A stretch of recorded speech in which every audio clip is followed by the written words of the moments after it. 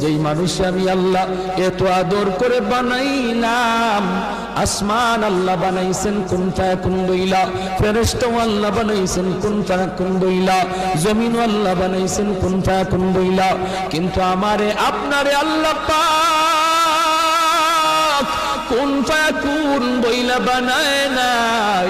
আমাকে আপনাকে যখন আল্লাহ বানাইছে, খালাকতু বিয়াদাইয়া, আল্লাহ বলে আমি আমার নিজের হাত দিয়া বান্দা বান্দিরে বানাইছি।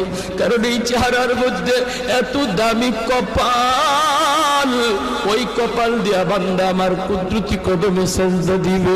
এই কপালটার এত দাম, এই কপাল কুন ফায়াকুন বললে হয় না, এই কপাল ফেরেশতাদের হাতে বানাইলেও হয় না, আমি আল্লাহ নিজের হাতে বানাইছি।